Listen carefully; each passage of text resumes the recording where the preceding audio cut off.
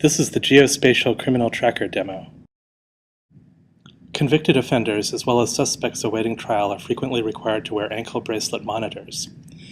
A centralized tracking system for these monitors needs to handle large amounts of incoming data and must be alerted to unwanted behavior, such as offenders entering prohibited locations or being physically present with other offenders or protected targets. Making these determinations require resources and judgment that must be performed at the time of the event. Automating these decisions will greatly benefit law enforcement, allowing relatively few monitors for several tracked targets. Our criminal tracker system collects data streamed from multiple sources. It performs automated analysis on this data at the moment it is reported, and then sends the data and alerts to registered user interfaces with only sub-second processing time. Currently, the criminal tracker uses spatial queries to detect when offenders come within a certain distance of each other. This distance can be set dynamically. It will also detect when offenders approach restricted locations. The locations are stored in a static database, can be updated during system operation, and the distance where an alert is triggered can also be set to any distance. The tracker system has implemented other queries, such as being able to detect the nearest restricted zones to any offender within a certain range.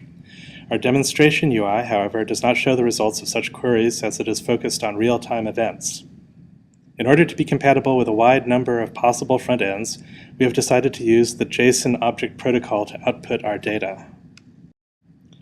The criminal tracker can listen to a large number of independent data sources and is capable of processing several incoming events per second.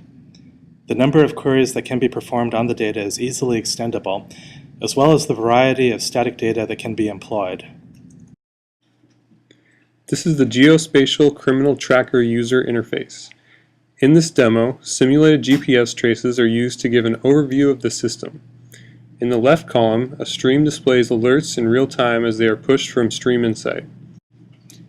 An alert can occur when a criminal enters an area that is restricted to him, triggering a restricted zone alert.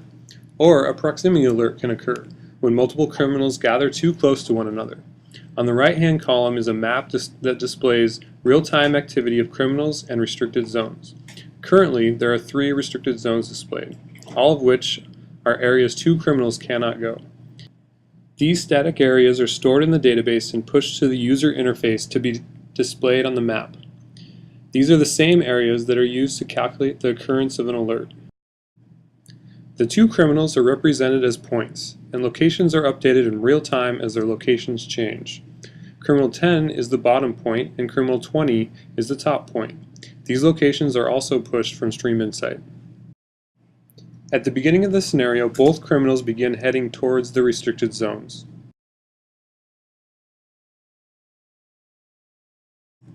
Criminal 10 triggers a restricted zone violation when he enters UW1, and soon after, Criminal 20 triggers another restricted zone violation when he enters the library.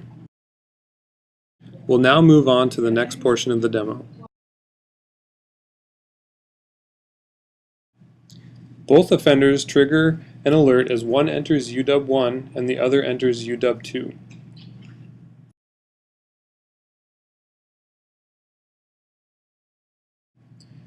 The criminals then begin leaving, at which time they get within 1 meter of each other, triggering a proximity alert.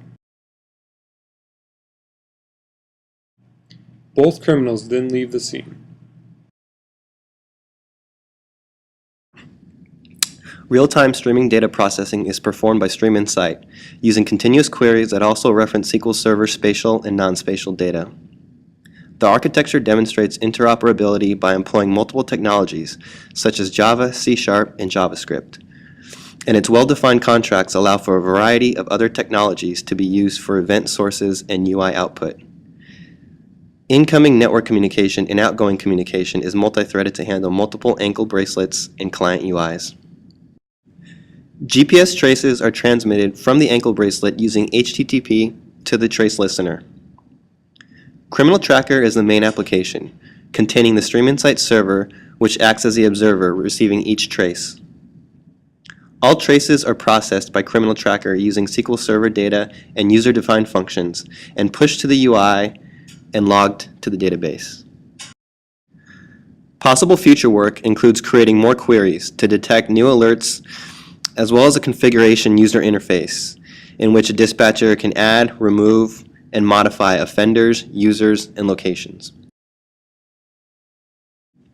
In conclusion, the criminal tracker demonstrates data stream processing of GPS traces to detect alerts using multiple technologies to display the alerts and traces on a map interface, all in real time.